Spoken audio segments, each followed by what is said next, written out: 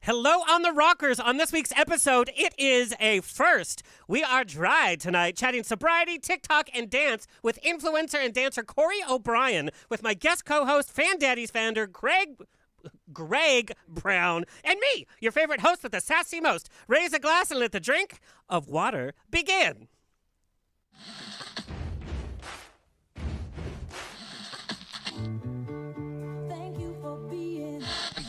Life is a banquet, and most poor suckers are starving to death.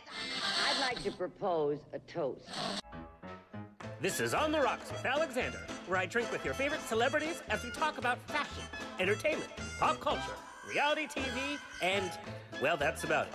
So pop a cork, lean back, and raise a glass to On the Rocks. Fasten your seatbelt. It's going to be a bumpy night. Lord have mercy.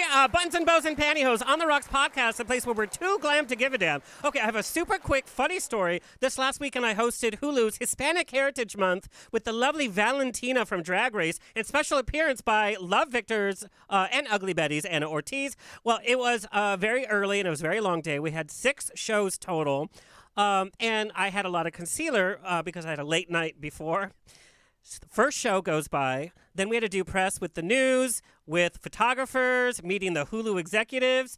I go to the green room. We take pictures with Anna Ortiz and Valentina. Then I noticed from the pictures, the sun had caked my concealer, and I don't know what, this never happened to me in my life. It had risen to the top. I had these huge white patches, circles under my eyes, and no idiot there could tell me, hey, you got schmutz on your eyes for the whole interview. So Hulu put out their press release today. I was on the news outlets. There I am, looking like it, the clown. Thanks for that. Talk about feeling humbled real fast. I think Valentina knew, and she was like, like us on Twitter and Instagram at On The Rocks On Air, and on Facebook, On The Rocks Radio Show. Send me an email. Book me for a wedding, funeral, quinceañera, bris. I don't care. I will show up and host. Info at OnTheRocksRadioshow.com. The show is presented by Straw Hat Media. You can watch and or listen to our now over 300 episodes at OnTheRocksRadioshow.com. You can watch us on Apple TV, Roku, Amazon Fire TV, on the Outlet.tv app, Facebook Watch, streaming with pride on SVTV, and on Channel 31 on the East Coast, 4 times a week, sometimes in the morning. You're welcome. Share, subscribe, leave a comment, leave your phone number. I'm single. Palm Springs, I am bringing my boobies. Get it? Boobies. To Halloween. Halloween night, I will be hosting Halloween on Arenas Road. They shut down the whole road with Debbie Holiday and America's Got Talent's Brian Justin Crum. October 31st. Giveaways, costume contest, and me. Also, you might as well stay there because I will be back for Palm Springs Pride as the official Pride Parade commentator. There's over 200... Why are you laughing? I know why you're laughing. Over 200 entries in this year's parade, and they gave me a script. Let me tell you, it's going to be live. Let me tell you how real close I'm going to keep to that script with my concealer popping out. Also, last but not least, I get your sassy comments about my voice all the time. He's too loud. He's too high. Still watching. All the way to the bank, baby. Keep those comments coming. And sorry to announce, starting next week, you will be hearing my gorgeous voice around the nation on Channel Q FM, bringing my sassy news bites to over 22 major cities near you, representing GED Magazine and Metrosource Magazine. So pucker up, buttercup.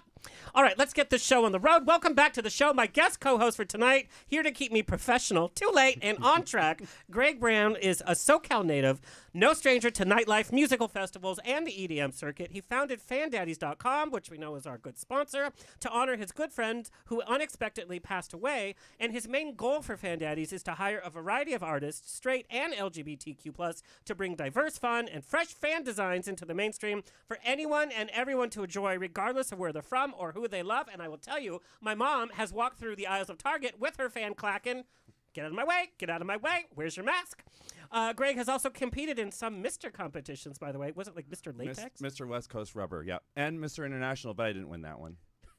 like Mr. Rubber? Like, what do you have to... you can't get in and out of outfits fast. Like, how do you compete for Mr. Rubber? It takes a while. I need help. I need help sometimes. It's okay. I see your help. Yeah, my help will help. He's real good at it. So what's the competition like? You strut around in your rubber and not make noise, or like what's the competition? No. It's basically like a pageant. So you're just doing. They'll give you a list of things like, okay, if you win, what would you do for the rubber community to make them like more inclusive, or if you met somebody who was being like not bashed, but just like talk down to? What would you intervene if this is your event? What kind of events would you throw, and like how would you get it more inclusive to have people who wouldn't be normally involved in the latex community? How would they be more involved, and just stuff like that. And then you have to do a fantasy scene, and you have to do like a speech. Mine originally had a speech. My West Coast had a speech, and that was fun. But I made it about pizza. Pizza and rubber. And I had pizza These delivered. are a few of my favorite things. I think I want to go see one of these competitions because I'm very curious. Mr. International Rubber is a huge thing. It's in Chicago every November. I'm going to miss it this year because I'll be working with Fan Daddies. So FanDaddies.com. check me out on the socials at Fan Daddies. But it's just I'm really excited to keep on going with that too. I'm going to like try and support them and try and go to every other one I can fit in my schedule to go to. Let's talk about Fan Daddies. I have to tip my hat off. Believe it or not. Alrighty. I'm a blouse, femme top. But I have to tip my hat off. There we go. To any business owner who has survived COVID. Your fans are amazing for selfies, but the reason for Fan Daddies is for out and about, for the festivals, for the prides, for the EDM. Yeah. So how the hell did you survive COVID? So last time I was on your show, I think I was like just a few months into it, and it was really rough just because COVID was still like in full swing and there weren't any festivals yet. And so I was lucky and was able to. I had a job during the whole pandemic, so luckily I had a little bit of extra cash I could kind of dump into it. But now things are going great. It's just I've gotten so much more traction, and every festival we've been to has been like phenomenal. Everybody's been really excited about visiting and seeing all of our designs and gotten lots of compliments and everything. So I'm really I lucked out. I think I did a good job. Well, and your fans do bring a lot of joy because there's so many sassy sayings, and there's literally something to fit everyone. Of course, my favorite is my nerdy Star Trek. Such a cute small world surprise. And this is my favorite. Space Daddy. Space Daddy. Don't worry, Corey, you're going to go home with your own fan. But I was there for the Star Trek convention in Las Vegas with Gaze in Space, and these fans were the hot commodity to have. People were like stealing them. They were disappearing. They were sold out. So I saw the people post on Twitter and stuff about them too, and there was Insane. a few actors that posted them too. I was like, this is amazing. I was so excited. yeah. Well, hey, I think I literally great. screamed. Frankie probably heard me. That was just George Takei. Oh my! Do you know how mad he must be that William Shatner's going to space and it's not George Takei? He must be pretty pissed because they're not friends, as we know. We heard on this show. Now, Greg, we are talking about sobriety in just a bit, talking about making hard life choices to better yourself. What would you say has been your biggest life challenge that you've had to make certain choices to move on? I think it's been the whole COVID situation has been pretty rough. I mean, there's been a lot of hard decisions I've had to make about friends specifically, just because like there's people who you think will be there forever, or people who you think were really going to come through for you, and then you get into a tough time, or it could be anything. It could be COVID. It could be something like going through a hard time with some other personal issue, but then it just all falls apart, and you're like, oh, okay, well this is not cute.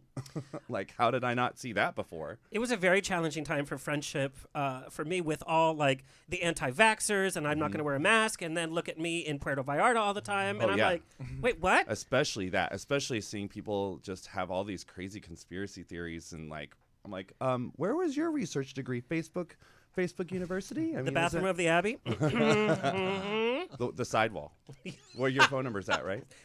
Honey, and still nobody calls. Are you sure that's the right number you wrote down? Believe me, I wrote it 4 times just in case. Ay, ay, ay. Well, thank you for guest co-hosting today, and again, thank Fan Daddies for being our sponsor. We're gonna hear a little bit about Fan Daddies a little bit later on, but let's welcome our guest of honor.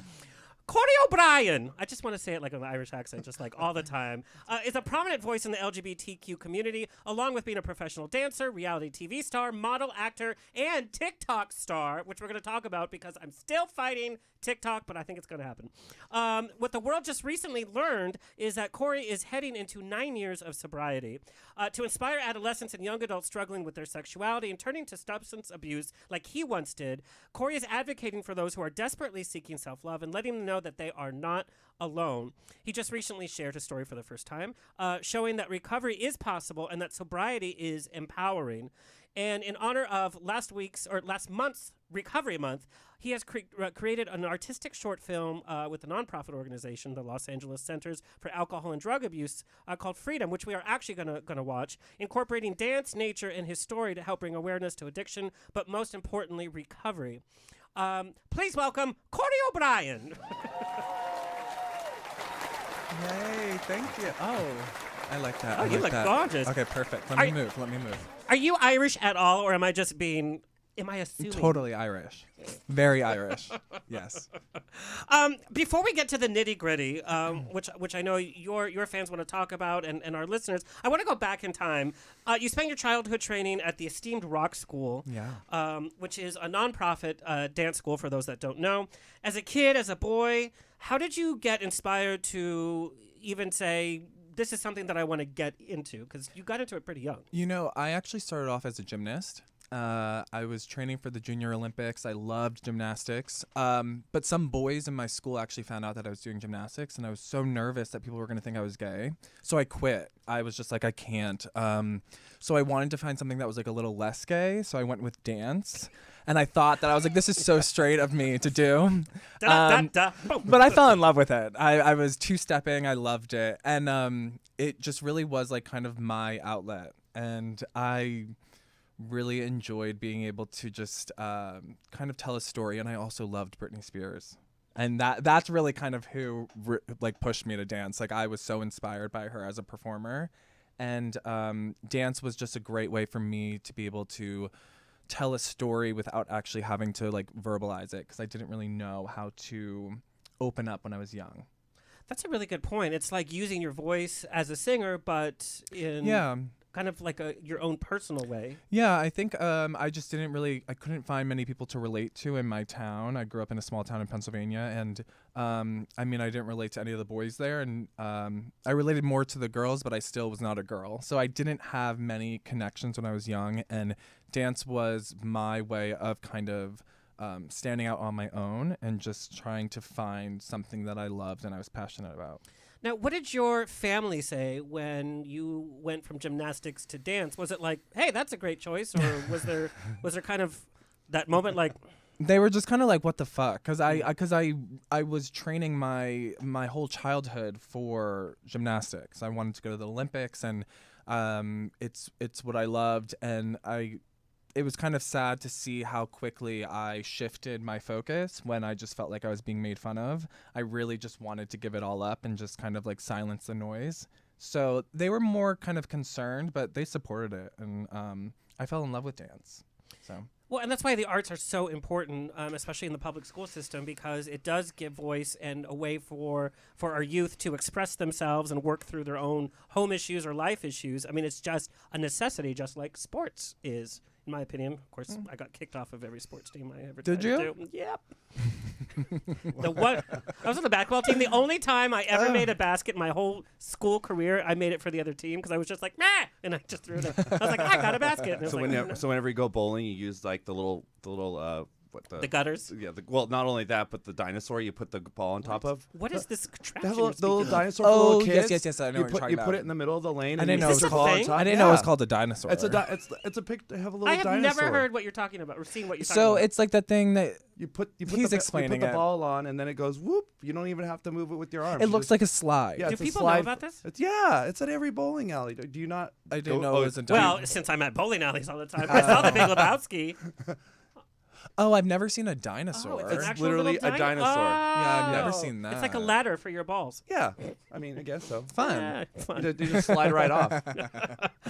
Allegedly. Allegedly. I mean, I've seen pictures. Lord. So we've had many dancers on the show that have worked professionally. Yes, we have. Okay. Quentin Perron was the last one. He was on just a couple of months ago. But from what we learned from these dancers is there's such structure and rehearsal time that has to go in. It's not just like, oh, I'm going to do a show at school, and so we have rehearsal after school. Yeah. It's like swimmers. It's you get up early, you're going to bed late, you're conditioning your body, you're not doing anything fun. And even though your career has really blossomed into a unique career. Definitely. Do you ever feel that maybe part of your childhood was robbed, or were there any cons from getting into the dance industry at such a young age? You know, I feel like dance is what has been such a driving force in maintaining my sobriety and also just kind of keeping me positive and feeling like I have something that I'm passionate about. I will say I've been thankful to kind of create my own lane in the dance industry. I don't really relate to many other dancers, and I try to stay out of the industry as a whole because I just I'm not a huge fan of it, and I love what I've done. I'm very grateful for it, but there's so many other things that I'm passionate about that dance is just kind of like a small thing that's a part of it. It's not something that I'm going to like dedicate my whole entire life to because I've already done that and I've already achieved all the things that I wanted to. So as a childhood, I wouldn't like I loved my childhood. I wouldn't change anything about it with dance because that's where I found confidence in myself. What were the most important fundamentals you learned from dance that help you to this day? Hard work. I mean, just work hard, just stay humble, and that anything can anything can happen if you just put your mind to it. Because I had a very negative mindset when I was a kid. I just always was kind of prepared for something bad to happen, or I just felt very negative in my space because, like I said, I couldn't relate to many people. So when I found dance, I realized that I was able to kind of just create my own future. I was able to do whatever I wanted to do as long as I stayed positive and focused on it.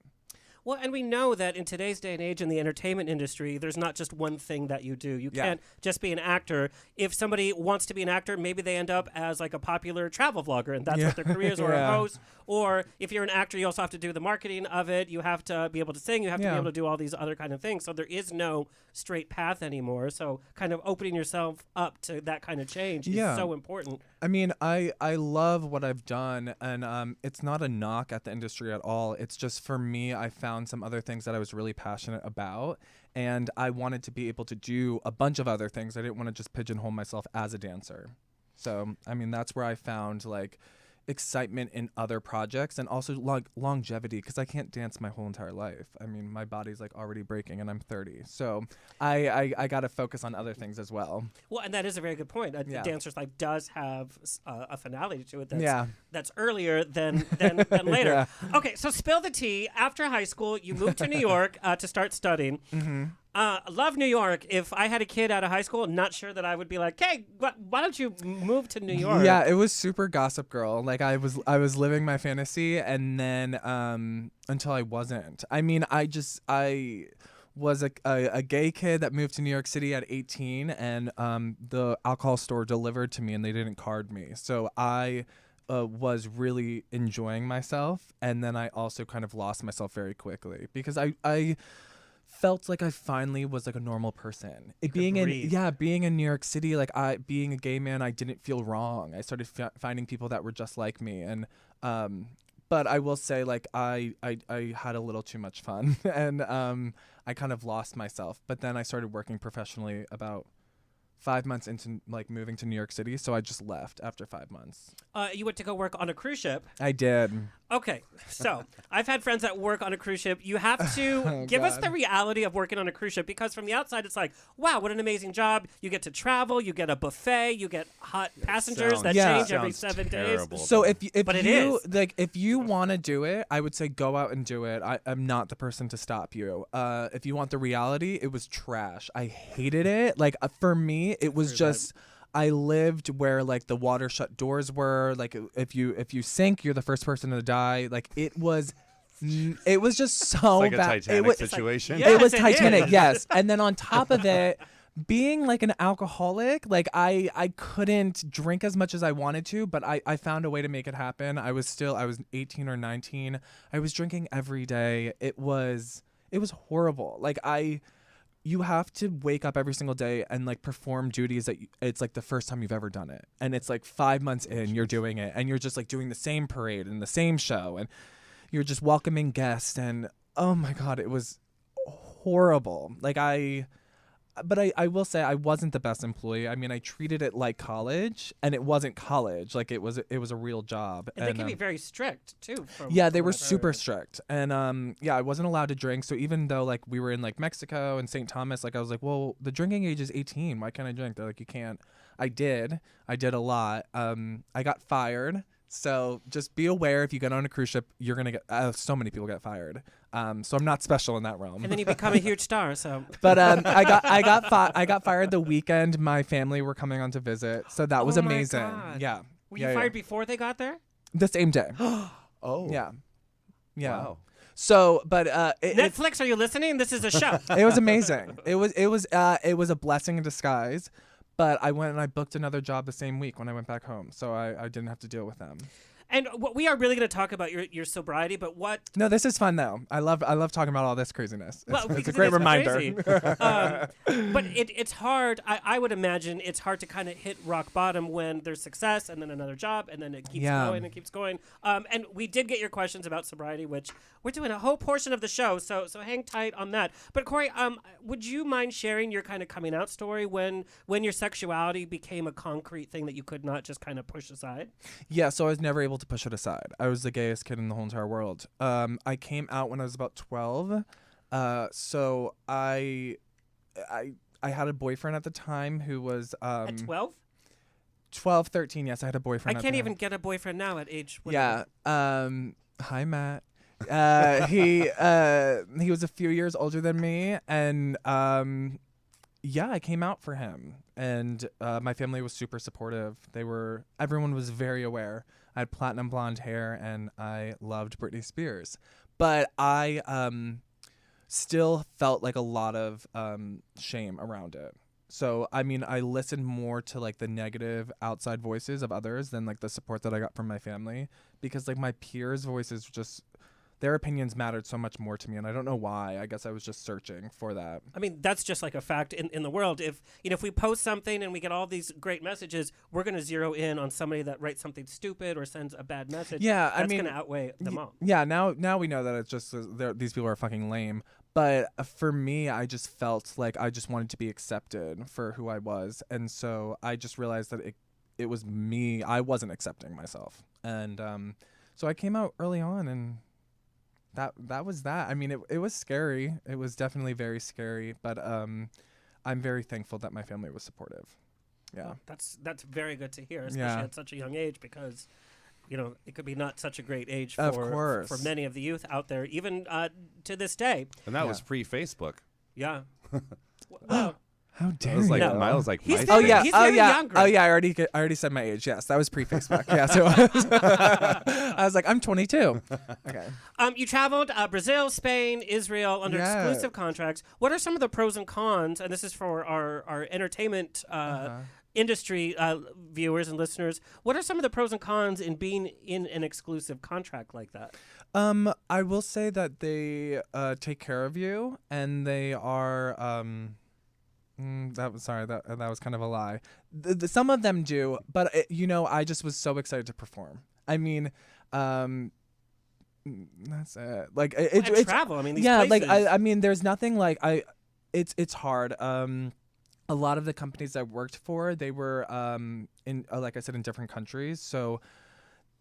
They weren't really following like certain laws that they were supposed to, but I was just so excited to work. I was so eager. So all of those memories are amazing that I have, and I was really grateful for it. I learned a lot. They were very much like Cirque style shows, so I was still able to kind of like use my gymnastics experience and travel. And I was so young, but like the cruise ship, I was partying a lot. So it kind of it put a halt to everything very quickly. Corey, what do you think from your travels at an earlier age? What do you think Americans can learn from some of these other cultures that you visited? Yes, that's amazing. I would say just stop being assholes. Like, stop. Good being, luck. Have you been here the last 4 years? Yeah, stop being such bitches. And no, I mean, the thing is, like, a lot of people here, I've heard so many people say America is like the greatest country. And it's really hard for me to believe that when I've traveled to other countries that are not only amazing, but they're caught up more with the times, and even we are. But just also be thankful for what we have, because I hear so many people here complain constantly, and we do have it well, and we are lucky for the things, and we're blessed, but we should not also gatekeep America. I don't want to get political, but we didn't choose to be born here, so we should not gatekeep this place. But that's just my opinion. We can get into that another day. But I think that is something that I've learned from my travels as well, is that, we complain a lot here, but you don't really do anything about it. Like, Yeah. you post a social media post and you're like, I'm an activist. No, bitch, you're not an activist. No, you're just on fucking Facebook. Get over it. Go get an education. Stop talking about it. Your status is not educating anyone. Okay, we're going to move down. On that note, thank you. Sorry. Now we're going to a little bit more memory lane. MTV, reality TV show. A lot of the clips, by the way, of our viewers are on YouTube, so it's kind of fun to watch some of those clips. Beyond Dance, it featured your dancing, of course, but it also featured the reality kind of behind the scenes, the drama. Of course, it's an MTV reality show. Yeah. But it must have been a very different experience from obviously being in the public eye on stage and traveling around the world, Yeah. but so different than having cameras in your face Yeah. for national television for MTV at a time that MTV was like at its peak Yeah. in terms of everything going on.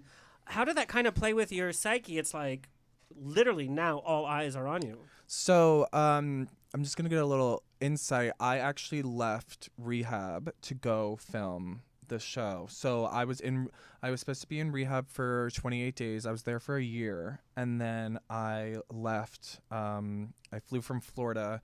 I was supposed to be looking for a job when I was in treatment, and I went for castings on Craigslist, and there was an MTV casting, and I was like, oh my God, this is my ticket back in. And I submitted to a Craigslist casting, which, like, when I think about it now, I should have been murdered, but Or in porn. yeah.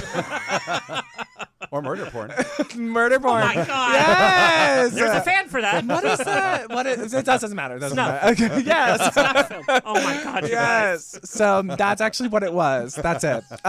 No. So I left my car in Florida. I gave it to someone, and I flew to LA, and I filmed a pilot, and then it got picked up, and I lived in a house with 12 other dancers for 4 months.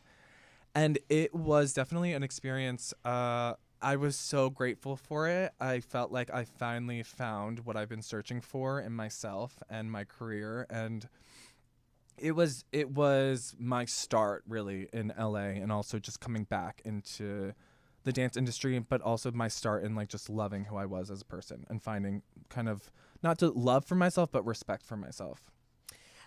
In listening to your career, I mean, and I know that you were dealing with alcohol abuse, but from this part of the story, what I see is somebody that just, like, literally, like you said, it's like if you want to do it, you just go and you make it happen. And if you shift gears, you shift gears. But you've made everything you've kind of gone after happen. Yeah, my therapist in rehab actually told my parents to not let me go.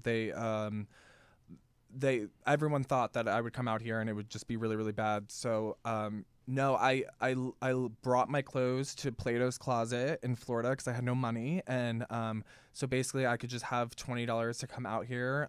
They paid for my flight, and I had some money to just pay for some food for a week, and I just made it happen. And because I just felt like it was an opportunity that I couldn't say no to, and I was just so excited about it. Then when I filmed this series, that was amazing. It was the most incredible experience, and I made some amazing friends. It's just an experience that we will forever have. And then after 2 episodes aired, they pulled it.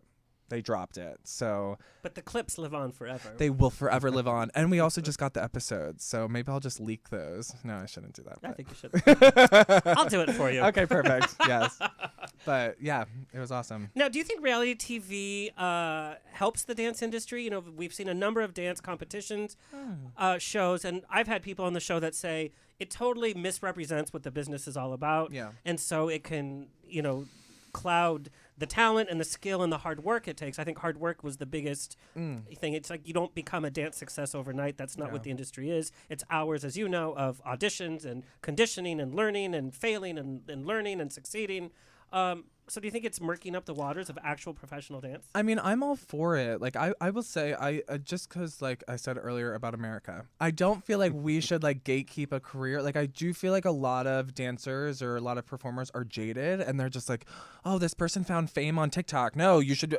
I'm all for it. Like, however you made yourself, however you achieved your dreams, I love it. I love hearing about different, like, success stories, and the dance industry is ever changing. So get with the times. Like, we can't get mad at someone if they're discovered on YouTube. That's the way it works. Just get a YouTube channel and try to make it fucking happen for yourself.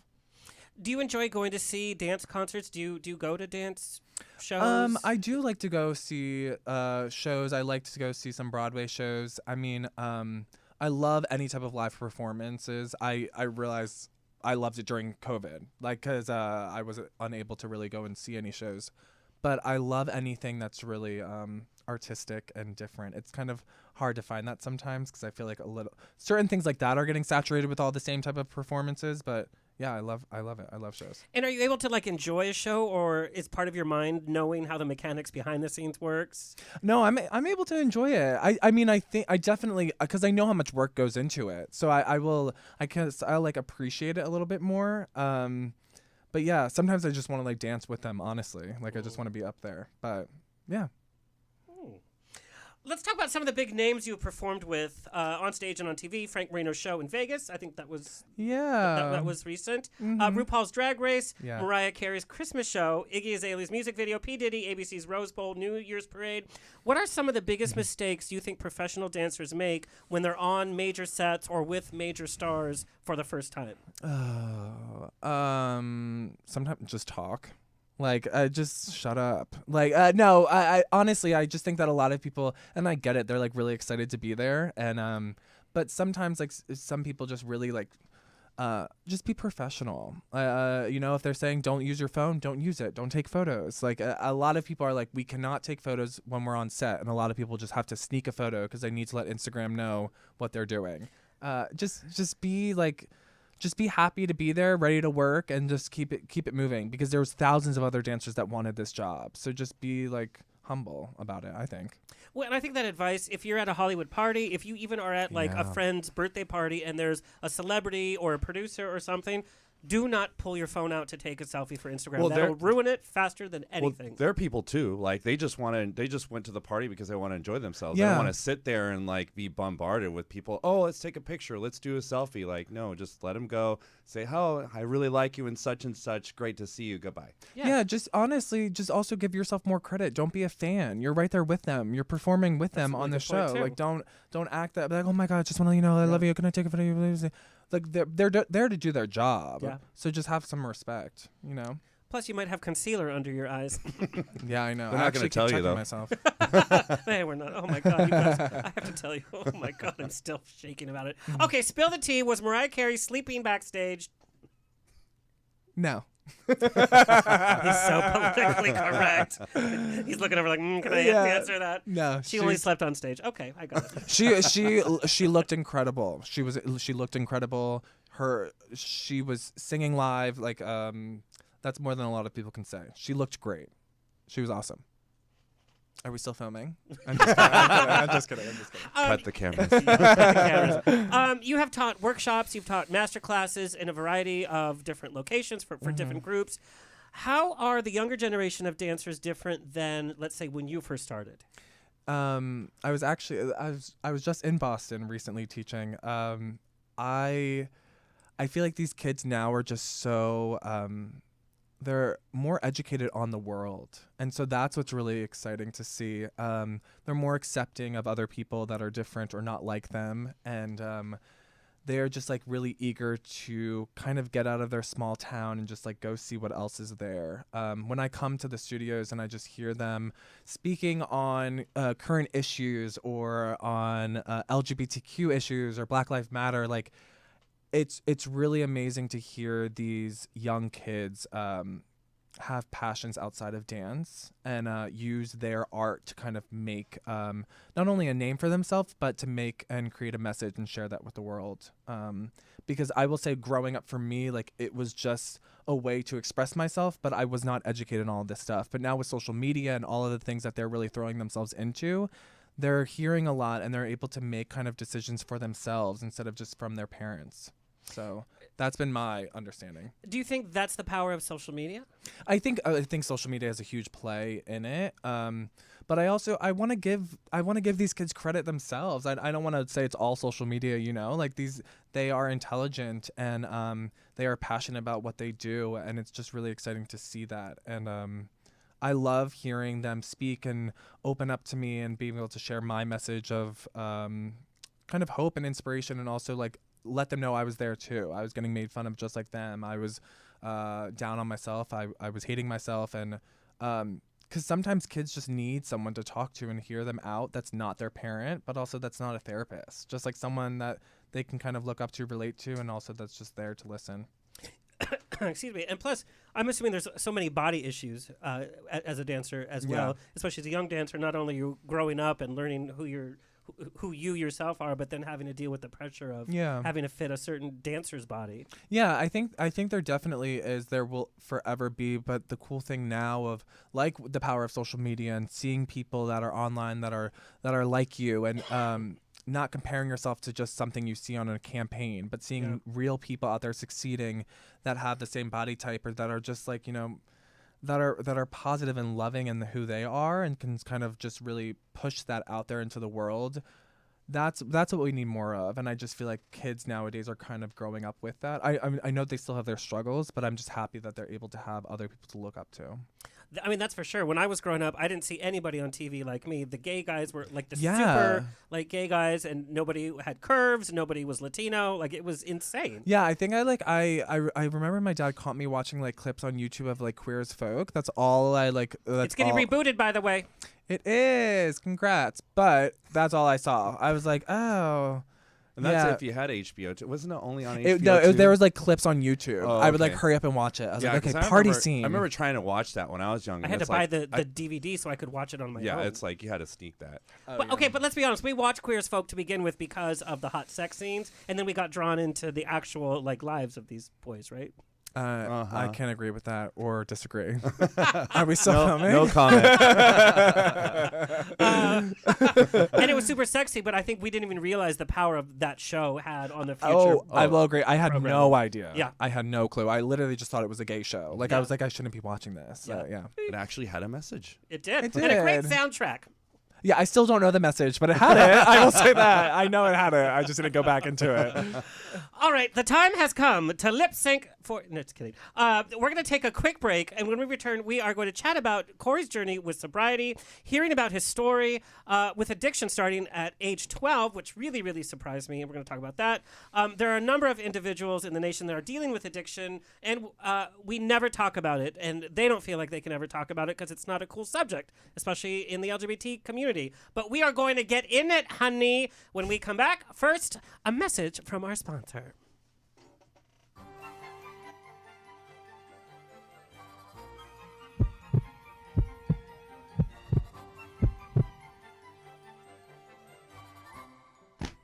This is Alexander from On the Rocks, where celebrities and cocktails mix, here to chat about fandaddies.com. High Fives and Good Vibes is your go-to site to get the hottest accessory for 2021. Yes, the fabulous clacking fan with designs that are totally fetch. And you may think that fetch can't happen, but it totally can.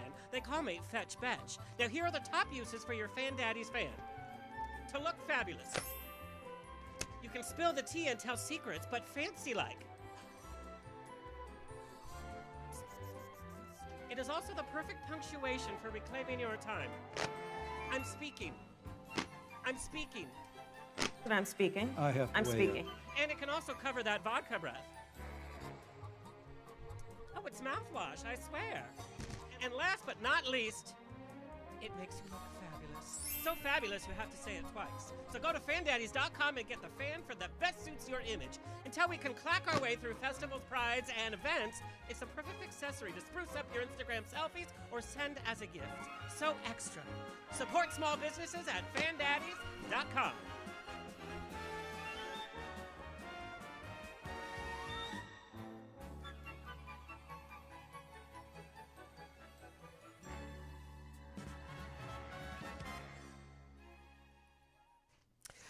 Also, now making custom fans, by the way. So go to fandaddies.com.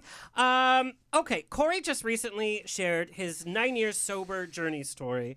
Beyond the amazingly joyful TikToks, gorgeous photo shoots, high-profile appearances, there's a truly inspiring tale, inspiring not just those suffering from addiction, but anyone dealing with life's obstacles.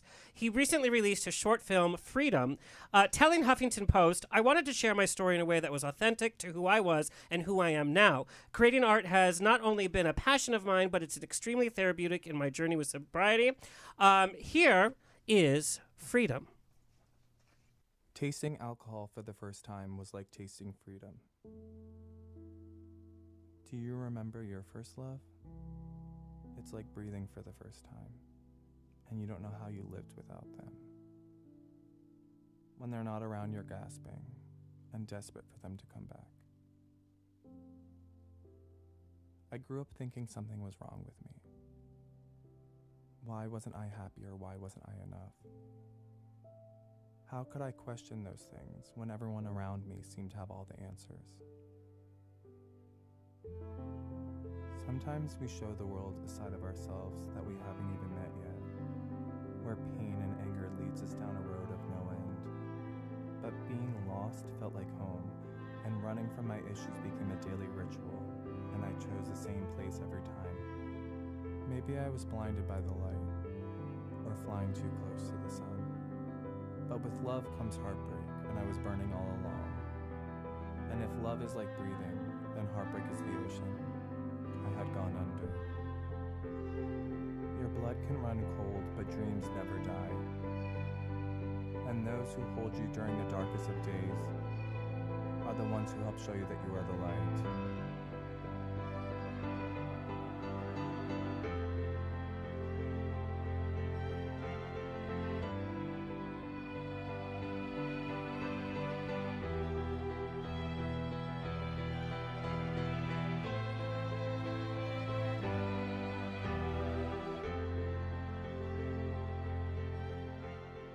The pain from your first love may be hard to forget, but your last love, your true love, is the one that matters.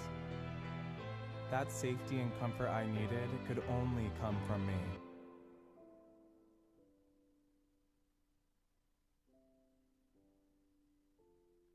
Loving yourself is freedom.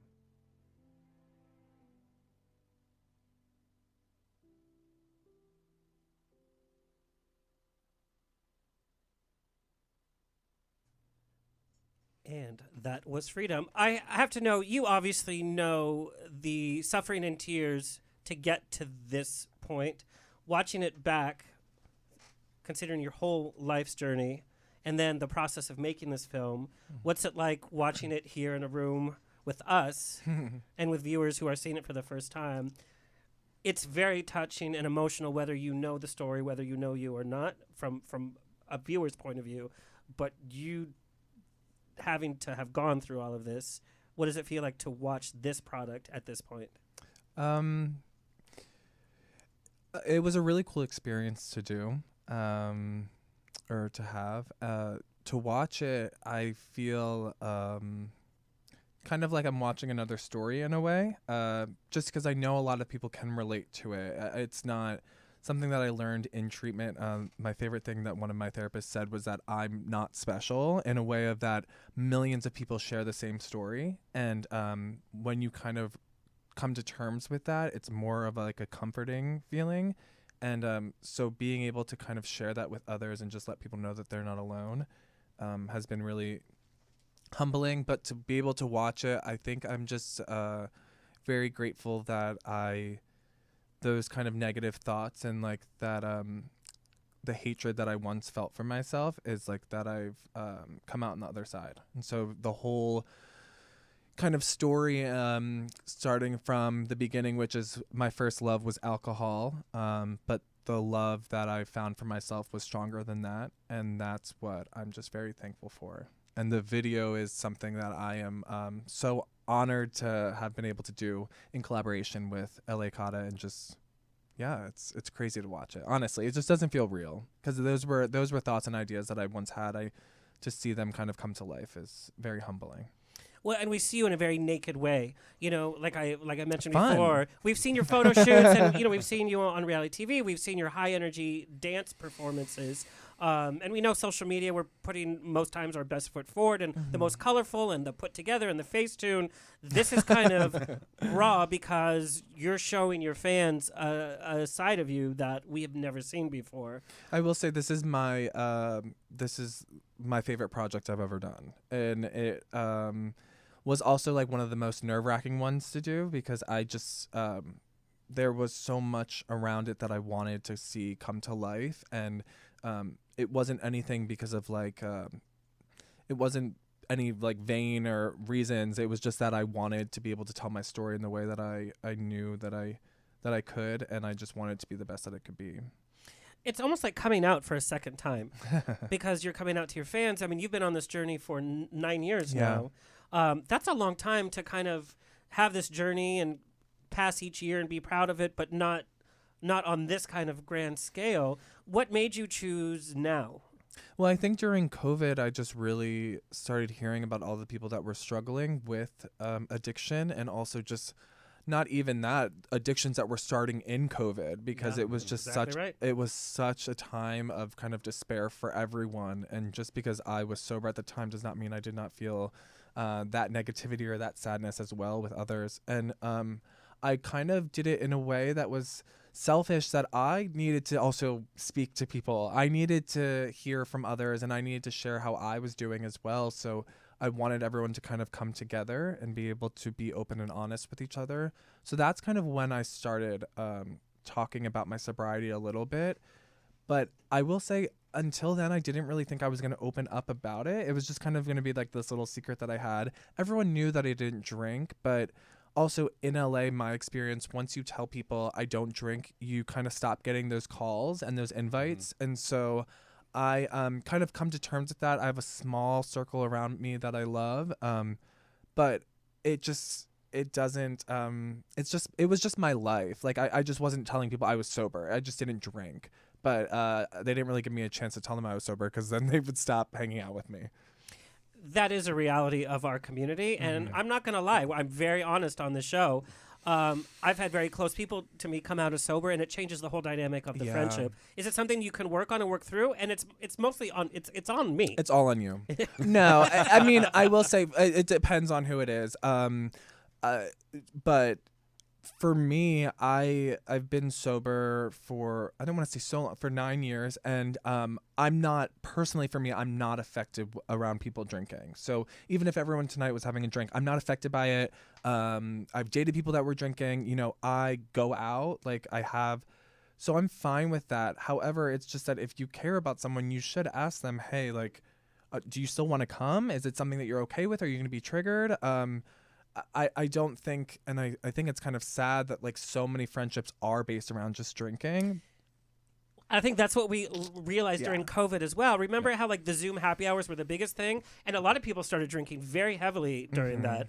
I mean, I blacked out a couple of times from a Zoom happy hour. How sad is that, right? I'm kind of jealous. At least you didn't have to drive. Yeah. True. Or you're just like, fuck, this is not fun. And you just shut the laptop. Well, no, but then it got so boring. And then we realized we really didn't miss the people that we were going out with every single night in West Hollywood or whatever, because it was all about the drinking, the socializing, and the selfies. Yeah. That social, and it's these people didn't really matter in a way that I thought that they did. Yeah. And so you said a close circle of friends. I mean, I think we all kind of rediscovered. Yeah. Like you course. said. Yeah. I again, and just repeating back what we were talking about earlier, for sure, COVID taught me who the people I need to trust and who Yeah. the people who are going to make time for me did make time for me. And Yeah, I mean, I think that that's kind of just what like a lot of people were realizing. I did hear from people that I haven't heard from in a while, and I was just like, I can't be your therapist because I think that that's what they were like. I started discovering too. I found myself. I want to be dry for a month. I was like, good for you, but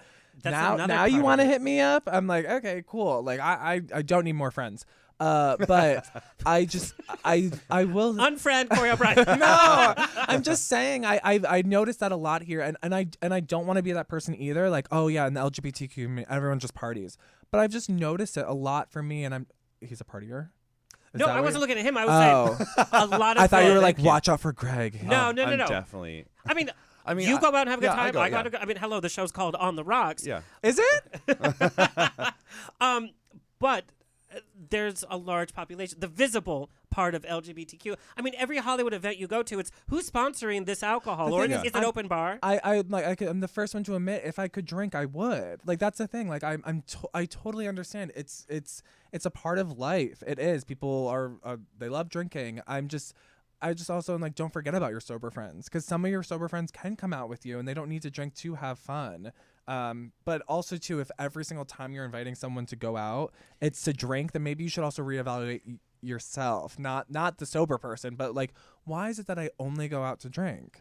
Well, and I challenge you, go out with your friends and have a dry night. You're going to realize how fun it is not really. It's like, what are you talking about? I You're was gonna say, I'm yeah. like, ugh. I like, cause like you also like when someone's just like, oh my god, yeah. So I just want to tell you, I'm like, what the fuck are you Yeah. saying? Or they're falling down, or they're throwing up, or you spend $300 and you don't even remember what you spent it on. Yeah. Yeah, see, I love going out. I buy people shots. I love it. I love watching people just have fun because I'm having fun with them. But once people get drunk, I'm like, okay, I'm gonna go. Yeah. But they're like, you just got me wasted, and I did, but I Well, they forget should- about it. Well, they should know their limit and know where they need to stop. Well, Yeah, but I'm not a good influence. Don't look at me. I'm not a good influence on that. but there's Uber and Lyft now. There's no excuse to be drunk driving at all. yeah, There's you're not zero- throwing up in my car. Get a fucking Uber.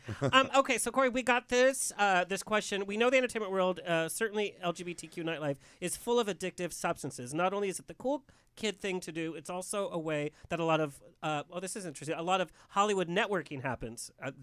That is true. It's even a sign of prestige to be seen with top bottles, the best Coke, etc. How has your relationship with the entertainment and LGBT community suffered since your sobriety? Let's take it to the professional level. Do you think you've missed out on networking, gigs, or meeting certain people because you're not at these kind of Coke parties, which do happen? For an 84-year-old woman, the Coke was all around there, by the way. It was insane. Who? I cannot say. Oh, I was just like, I thought I missed this. No, but it's like, I was like, Golden Girls who? but this is the insane reality, is that it is very present. It's not even being hid anymore. It's just like, Yeah, This well, is I will what's say, like, happening. I just, if I'm not booking a job because I'm not at a Coke party, I don't want that fucking job in the first place. It's embarrassing in my eyes. Like, I'm just like, what are we doing? Like, what have we come to? Like, if I'm not booking a job because I'm not at a party and I'm not holding like the most expensive bottle, then I'll get it some other way. I don't need to be there to get it. I mean, my talent or my drive. I'm not saying like, oh, my talent, my drive, but like if that job is meant for me, I will get it some way. But I'm not gonna get it that way. I just also I don't enjoy it. Like that brings me anxiety to think of going to a party, being around drugs and alcohol. I'm like, we're really going to talk business right now when you're doing drugs? I don't really think so. I know what's going to happen and it's not going to be that type of business. So, I don't think, maybe I have missed out, but I don't give a fuck. well, you seem to be doing pretty well for Oh, yourself. thanks. I want to talk about starting drinking at age 12. Yeah. And you were in rehab by age 21. The first time I went to rehab, I was 16. Oh, my Lord. Yeah. I want to know how a 12-year-old, because this boggles my mind, how a 12-year-old starts drinking. Oh, I grew up in Pennsylvania, so there was nothing besides drinking. It was a lot of the people that I surrounded myself with. they were like the kids that you kind of just don't want your kids to hang out with. But I felt like I started feeling kind of cool because like the cool kids wanted me there. I was the cool gay kid. Like I was like, oh yeah, like he's funny. He's the cool one, because I was able to kind of relate to them in that realm. I was able to drink and smoke cigarettes and smoke weed and but when people normally kind of like phase out of it, I was falling in love with it. So like I took it to a whole different extreme.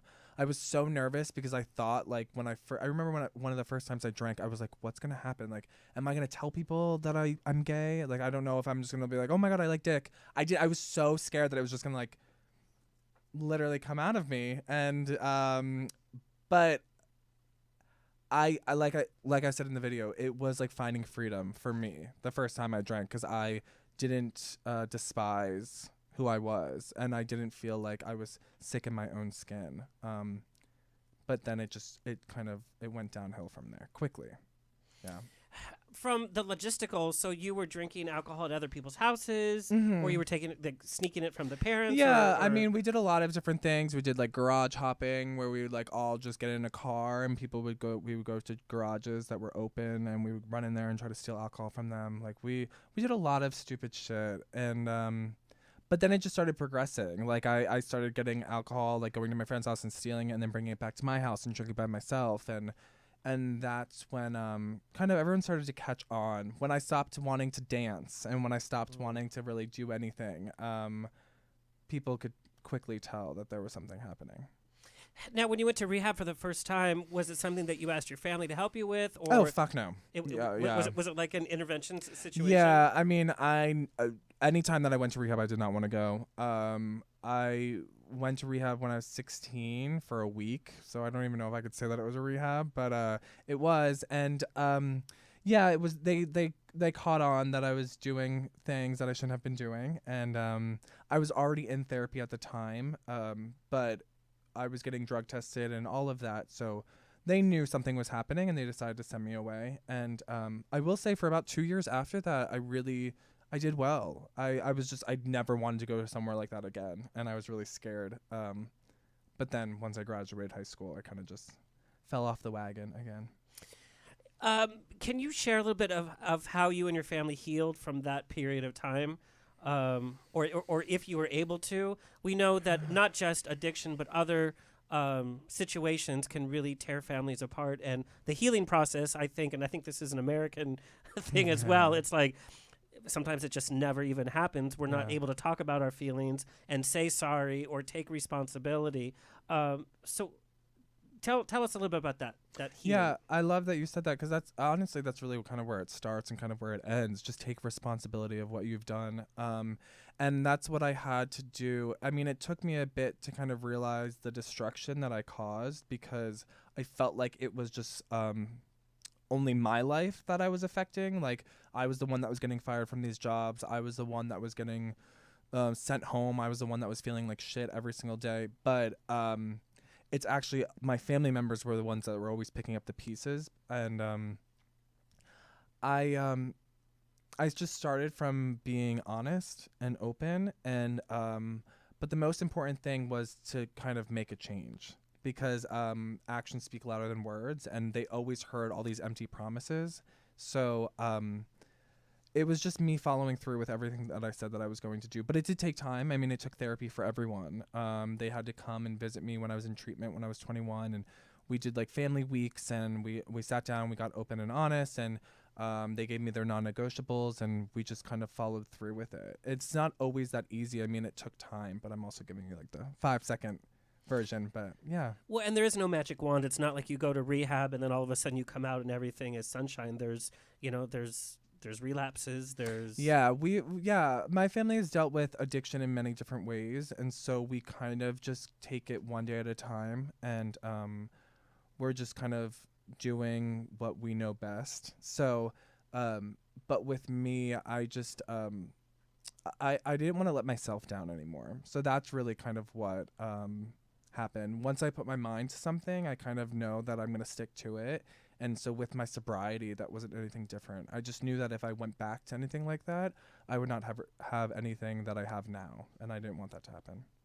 one of the questions we did get is how are you able to handle alcohol use with rehearsal, performing, working out, keeping your body I don't conditioned? know. I really don't know. Like now when I think about it, I have no idea. Like I just now I have like In-N-Out Burger and I'm like, oh my God, I'm fucking tired. But like I was drinking till like 5 a.m. and I would sleep for 20 minutes and then I would be at rehearsal at 6:30, but still drunk. Like I wouldn't remember rehearsal at all. But I will say I don't think I was able to handle it because like a week later I would get fired. So like Yeah. I mean I wasn't able to handle this stuff, but I thought I was fooling everyone, but I wasn't. But I just when I think back now, I think for anyone like just being that age, I don't know what I felt like superhuman because I was living off of alcohol and cigarettes, and I just don't know.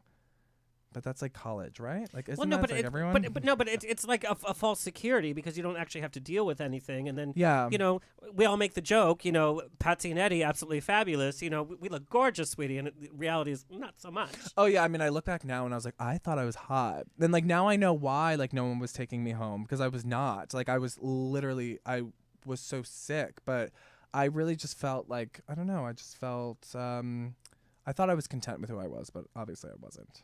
Well, I think for COVID, we all turned to whether it was alcohol. A lot of us overate. I knew my Postmates driver by name. I love Postmates. I do it daily. But we all grabbed onto some comfort level. Some were like grabbing onto relationship. Some were like being addicted to like home gym stuff. Well, you know? because we're all missing that social interaction, that in person. There's a hole left in everybody that was like, okay, what can I put in that hole? Okay, food. Okay, whatever else. Yeah. Okay, not. You said it, not me. you, Oh you have that shit, look. Greg is wild. Mr. Rubber. Yeah, I true. know. I Yeah. was like, I think I'm at the wrong place.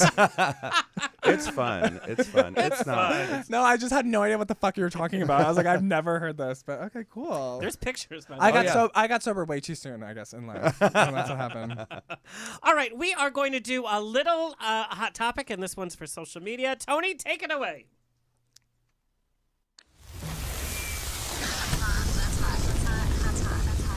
It's time for Hot Topics on the Rocks with Alexander. Better pour yourself another. This is hot. That's hot. That's hot. This is really hot. That's hot. That's hot. So hot. Okay, this one's a two-pronged hot topic. I have close friendships that have stalled or disappeared because of a friend who has become sober, and not from them, but from a significant other that won't let them engage with their previous friends. Should a significant other be able to limit their sober partner's circle of friends? And then I have a follow-up after that. But let's get to that. Are they a significant other? Or are they a sponsor? Because like if that's a thing, like if I don't know if you should. I don't think you should control anyone. Really. Because listen, if you have to control someone's actions, then they're not doing it because they don't want to. They're doing it because they're scared of what you're gonna say. But I don't know. I'm scared to control anyone. I don't think we should be controlling people. I don't think anybody. If you're in a relationship with someone and someone is trying to control you or tell you to do something, I think that's not really a relationship. Yeah, I'm just That's like not. That's not cool at all. Devil's advocate, though, you want the best for your partner, and if them hanging out with their previous friends is going to lead to a relapse or bad behavior, can you limit that? well, then you know what I mean. Then the person that you're in a relationship with is not ready for a relationship because if they are like, oh, you're like, oh, I need to limit you. You're not their fucking parent. You're sleeping with them. Like you should not be able to be like, oh, you're so fragile that if you go and hang out with this person, you're gonna relapse, and they're not ready to be in a relationship. That's how I feel. I agree. I Wow, that was completely pretty agree. slam dunk. Yeah, no, I thought I. that There was you gonna be like go. some heated It's- discussion. No, you just got to make sure that you're paying attention to your other, like your partner. Like if for some reason, like Frankie said he wanted to go do something, and then I thought that wasn't a good idea, I'll tell him, hey, this probably isn't a good idea. But if he thinks that it's still okay, I'm gonna accept that judge. He's gonna. Does he control you, Frankie?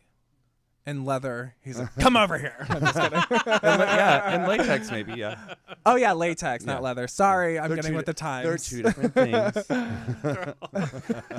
I'm like, give me tweed. I'm happy. All right. Here's a follow-up. This one is actually from one of our listeners. Is it fair for somebody who becomes sober to insist their significant other also becomes sober, even for just a year or so?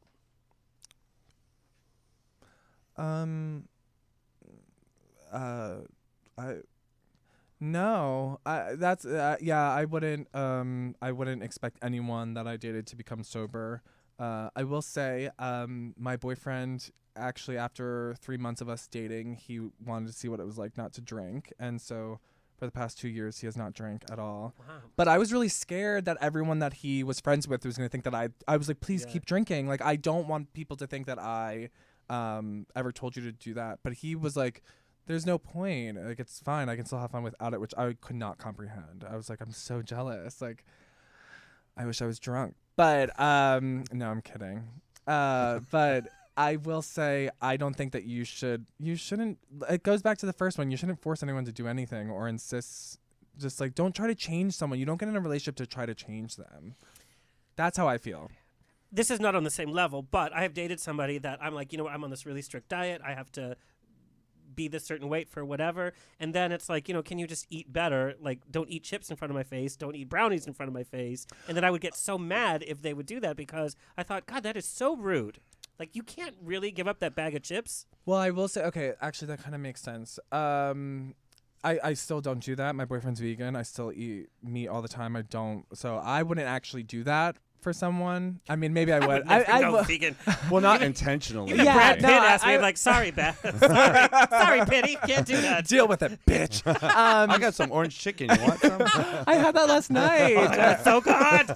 No, Oh, but man, I that's so will good. say, I actually though, like if it's something that you can't control, like yourself, like if you are addicted to something, if you have a problem with alcoholism, and you're really saying like, please, like I'm really trying not to drink, then I understand like that someone who loves you should support you in that, and like also if you're a decent human being, you shouldn't drink around someone or do drugs around someone. Especially if you know. Yeah, like Yeah. you're like, oh, you just got out of rehab, okay, let me do coke.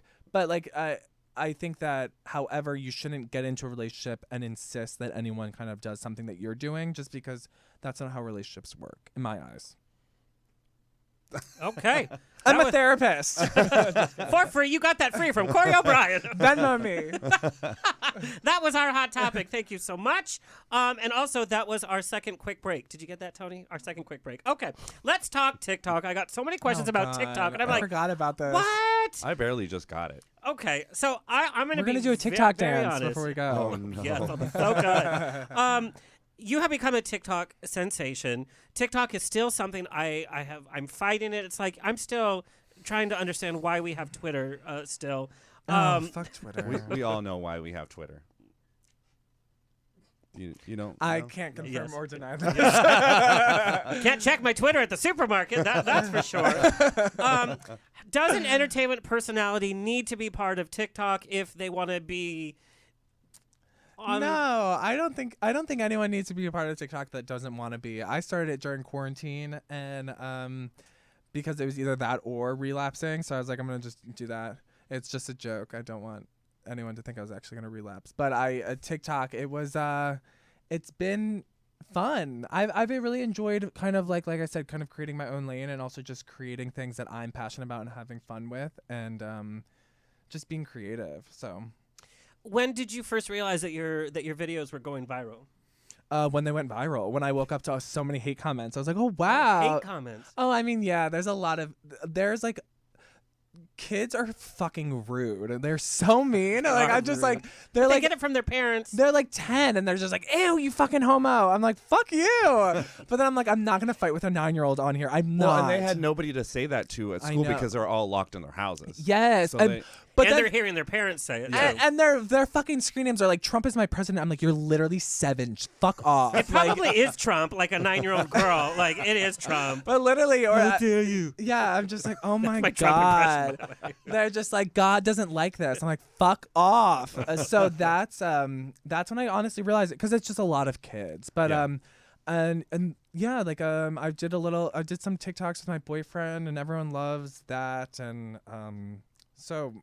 I mean, that's kind of when I noticed it, when I would just wake up and I would see. I was like, why the fuck is me dancing in my living room getting like millions of views?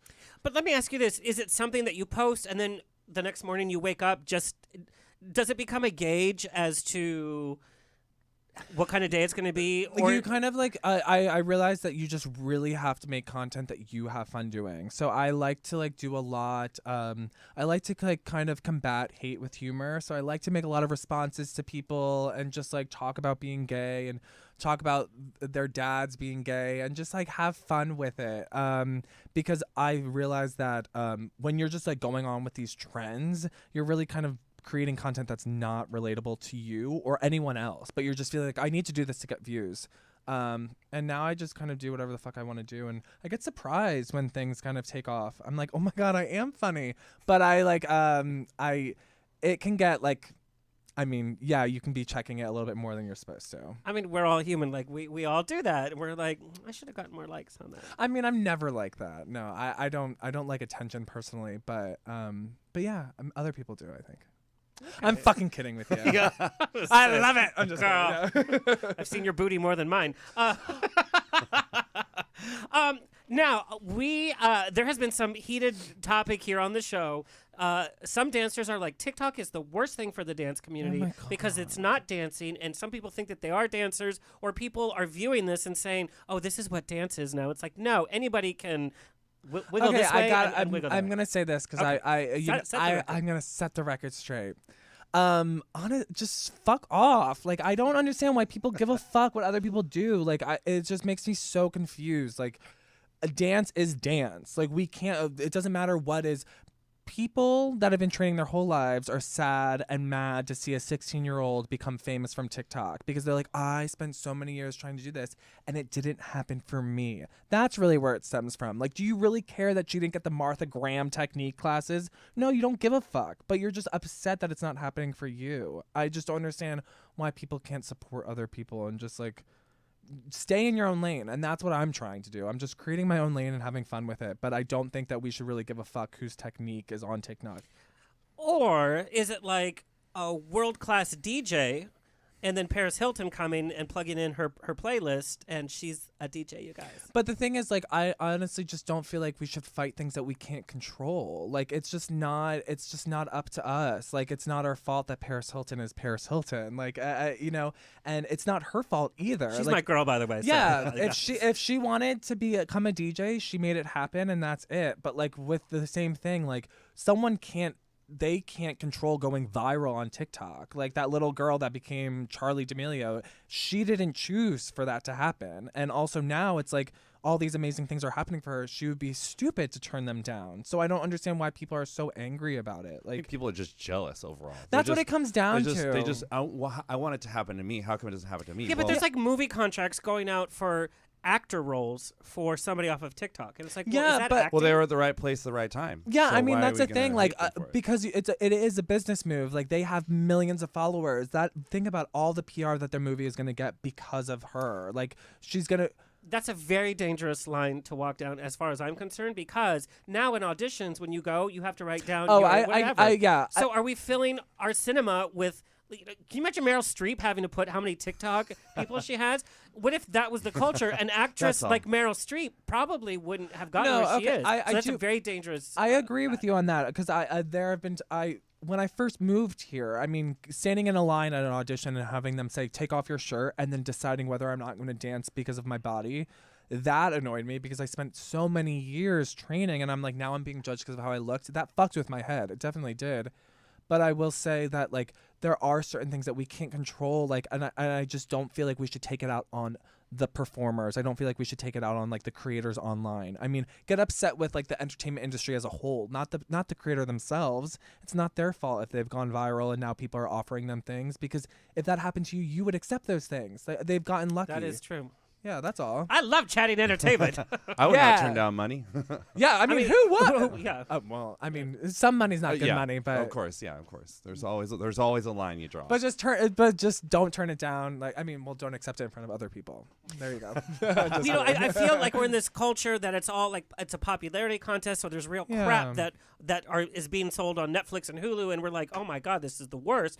But then we have a show like Squid Game, it has become this Oh my God, don't tell me anything. global. I've been watching I'm not it. going to tell you anything, but it's become this I haven't global even started it sensation. yet. Everybody's talking about it. I haven't even started it. Oh, my God, it's here's just the thing. good. Do Why are not you watch it with the English dubbed voices. Just get your glasses on and read it because the dubbed voices will ruin it for you. So just that's my thing. And I'm not going to give anything away, but it has become a global sensation.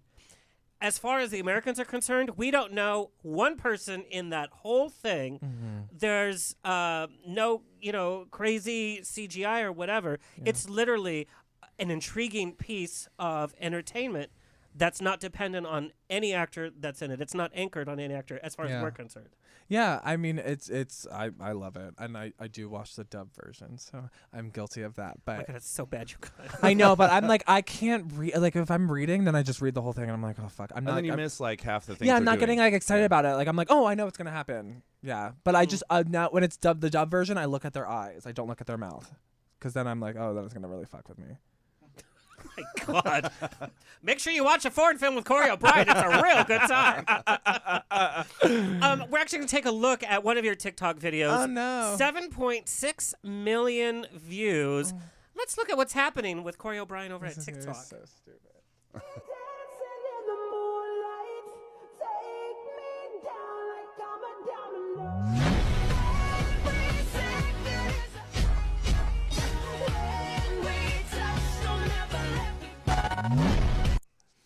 You know, 7.6 million. yeah, because everyone hated it, and that's actually that's honestly if you All the go way to the bank. if you go and look at the comments, it's all foreign comments. They hated it. They hated it. Hated it. Like, what was wrong with it? I don't know because I don't translate the comments, but I'm just like, It's probably two guys dancing, Yeah. biracial. Yeah. I mean, it's all there. yeah, it was. I don't know. It's cute. It was super cute. It was on Valentine's Day we did it, and because another video was actually going viral at the time, so I just was like, okay, let's do this video because things are kind of jumping off. It was cute. It's fun. I think that's what I mean. Honestly, though, watching something like that, the choreography, it's TikTok choreography, and I understand when like professional dancers watch it because it's like, oh my God, people are making thousands of like dollars off of just that TikTok dance. So it kind of is just like, oh, like they really. I understand people getting annoyed by it, but also like there's enough space for everyone to win, So that's how I feel. TikTok is funny. All right, I have one last question. This is from a viewer, and I really didn't want to spend the whole show talking about this, but it's about dating a high-profile individual. There's a lot of social media couples that you and I know of from all different levels. How do you maintain your own identity when there's headlines, when there's a certain audience that is so transfixed with the fact that you are dating a high-profile individual? Does that... do you kind of lose yourself in that, or how do you maintain your individuality with every headline is like anchored with somebody else? Yeah, I think it's really easy to lose yourself in something like that. For me, I was just really excited when he came out. Like, I was just really proud of him, and it was a really awesome time, and it still is. I mean, to watch someone that I love do some really incredible things just because they are living their true self, like, I love that. Like the Instagram couples thing, like I saw us kind of doing some things. I don't want to say falling into that, but like a lot of things that were being offered to us, it was being offered to us as a couple. And That happens a lot. yeah, I just realized that I wasn't having fun anymore doing that because I wanted to just like enjoy our relationship, and we were enjoying it, but I wanted to like well, I'm just gonna like put it out there. A lot of the times, relationships is not about work. Like, you should not be like working with your significant other every single day. At least in the social media realm, like trying to make content and trying, because like sometimes you're not gonna be fucking happy, and you shouldn't force each other to be happy. And That's a good. Well, I'm sure people will notice too. Like, if Yeah. you're The creating sincerity content- really does. We know that there's those social media couples. It's like there's no sincerity. There's no Yeah. chemistry. They sleep in there. separate beds. yeah. They eat separate dinners. Yeah. I've They seen have- them sleep with they separate have- people. They have Yeah. 2 dogs. Oh, not the separate people.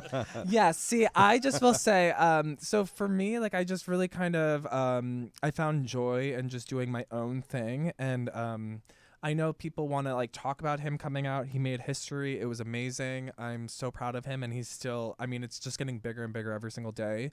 But it also is just my story alone.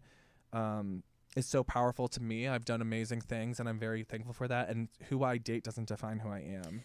See, I love that, because I also, just like when it's like, oh, you know, a gay news reporter does this. Yeah. It's like, okay, like, Yeah, does it make him a better news reporter? He's like, that weather is sassy. I think that that's also kind of just what happened. Like I have noticed a few times, just a few headlines. It says boyfriend Corey O'Brien or dancer boyfriend Corey O'Brien, and It says it a lot. yeah, and honestly, like I am someone's boyfriend and I am a dancer, and if that is like the narrative that some people want to have, that's fine. But I also know reality. Like I know real life. Like the internet is not real life.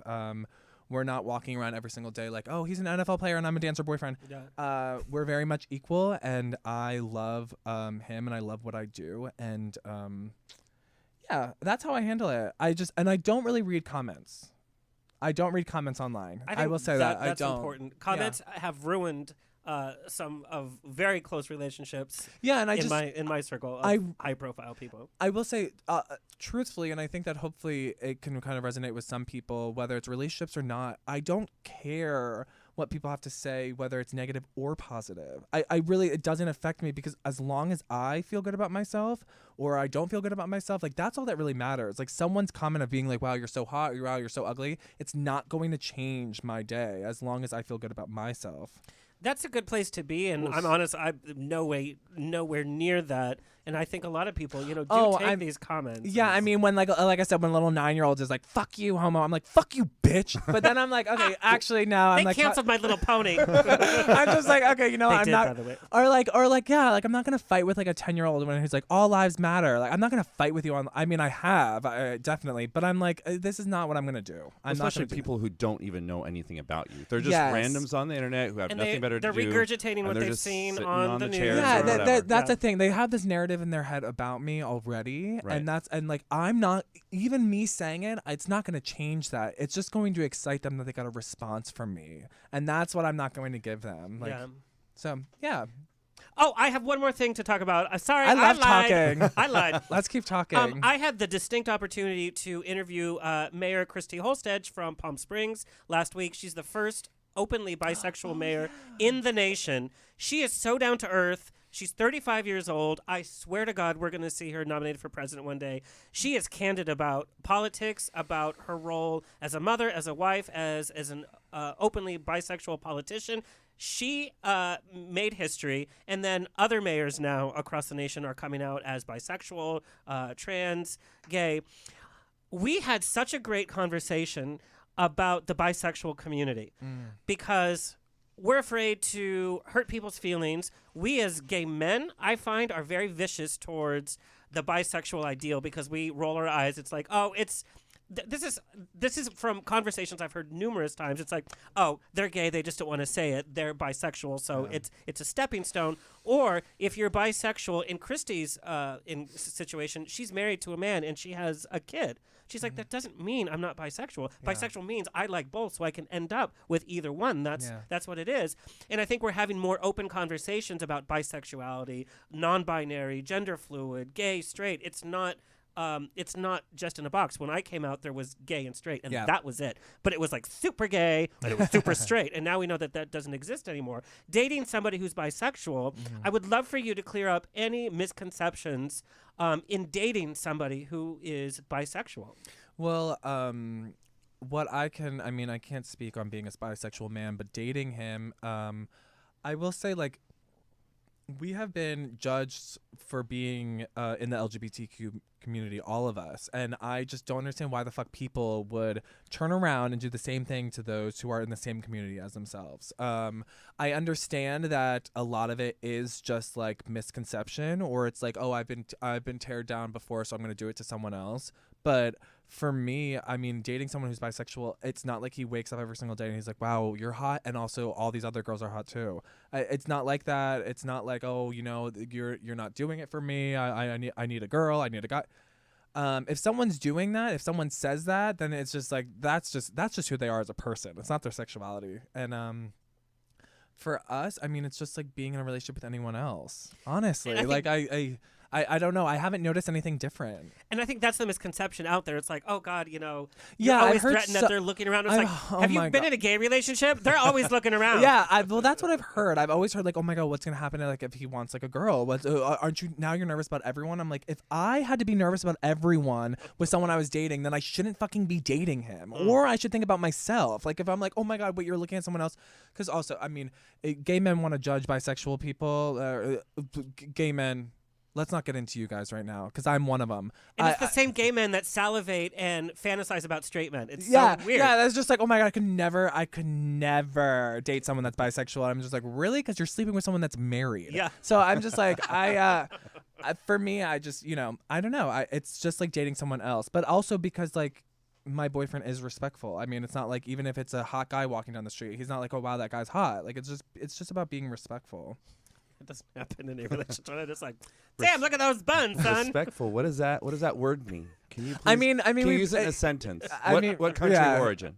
It's we've been together for like a little over 2 years, so it might change. Who knows? It might change, but Well, and every relationship evolves and changes, and that's what Yeah. it's supposed to do. It's, nothing has to fit. nothing in stays a the certain- same, people. Yes. Corey, you have been asked so many questions about certain topics over and over and over in all of the interviews. I did a lot of research, and it was like, some of the same questions coming over and over. yeah. What is something that the media does not ask you that you would love to talk about, or that you would love somebody to just say, why can't you ask about that? I think kind of like what I kind of see myself doing in other realms, like besides entertainment, like kind of what I'm passionate about in that, whether it be working with adolescents that are LGBTQ or just kind of like my goals in the future, outside of like all the stuff that doesn't really matter, because that's like what I'm working towards, which is just kind of like settling down and having a calm life. I think that that's like what's really important to me, but also making a difference, whether it be, like I said, with LGBTQ or in like the addiction space. Like I really just kind of want to create a platform for people that are struggling, and also for kids that are struggling with their sexuality. Like I said, combating hate with humor and just finding love and respect for yourself and happiness. And that's kind of like what I want to focus on more besides just the entertainment. This sounds like an autobiography coming on. I feel like this could be a really good book. It first is. volume, It because actually there's many okay. I'm volumes gonna. ahead. I'll say here. I am actually focusing on a book. It's gonna be available on OnlyFans, and it's gonna be really. No, I'm just fucking with you. I'm not doing that. My publicist is like, stop talking. No, she's like, stop talking. I'm just kidding. I'm ready to sign up for your OnlyFans. No, I'm kidding. No, I don't judge, but no, I'm scared. No, I'm not doing that. I was kidding. But is there a book coming? No, there might be, but no, I can't talk about that now. But yeah, there might be. And is your podcast coming back? Yes, I'm relaunching my podcast, Life According to Corey, and I'm really excited because there's a bunch of people that are coming on that are sharing their story of sobriety or just also self-love, and cute. When is that coming back? That's coming back this month. That Oh, will be it back is? this Ooh, month. it's- Yes, it's Can coming people back soon. subscribe to it now? Yes, so they can that when subscribe hits, to it they'll now. be It's like, I'm on gonna do. Apple, Spotify, Wherever you everywhere. get your podcasts. Yeah, everyone always says that. I'm just like, subscribe to it. I don't know where people. Yeah, it's everywhere. Podcasts now are Podcasts. everywhere. Yes. I'm really interested to hear your podcast because you'll be talking about a lot of different things Yeah. that affect you in so many different ways that we don't know opinion. And obviously, you got a few opinions. Yeah, I have a few opinions, and also I share a lot of stories regarding like stories in rehab, and I get into kind of depth about that, and also just like funny stories, and just open up more about my family and my upbringing, and then just listen to other people because I love hearing other stories that I can't relate to, but I know there are people that can. So yeah, there's a lot of fun people that are coming on. I'm really excited. And that's what we love Thanks. to do here on the show, is have a bunch of different stories because Perfect. your journey, while I'm not on the sober journey, should be. Oh shit.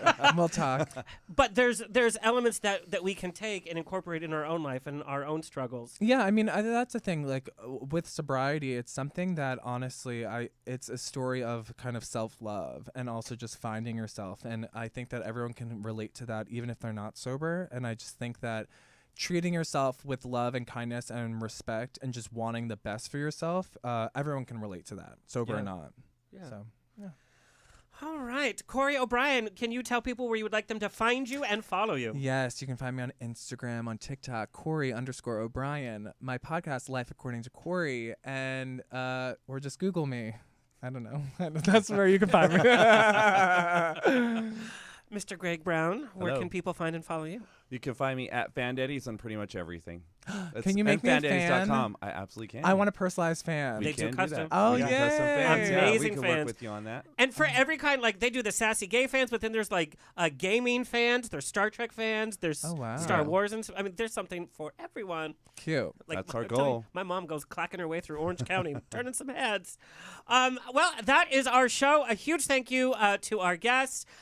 It's always a grab bag of fun here on The Rocks. You never know what's going to happen. A big thank you to our engineer, Tony Sweet, our social media clip editor, Alexis Mendez, our researcher, Mama Rose. Coming up, we have child actor Barry Levingston from My Three Sons, who also appeared on The Dick Van Dyke Show, The Lucy Show, all the way up to appearances in Horrible Bosses, Will and Grace, Mad Men, The Orville, so many more. He has so many Hollywood stories. I am so excited. Wow. And also stay tuned for our Halloween episode. We have ghost stories and tarot card readings. Please like, share, subscribe so we can continue bringing you this fabulous programming for free. Stay happy, stay healthy, stay sexy, and drink some water. I'm not going to have a hangover tomorrow, and that is huge. Looking forward to no hangover. This has been another episode of On the Rocks. Tweet me and slide into my DMs on Twitter and Instagram at On the Rocks On Air. Find everything On the Rocks for free at OnTheRocksRadioshow.com. Subscribe, like, review, and share. Until next week, stay fabulous.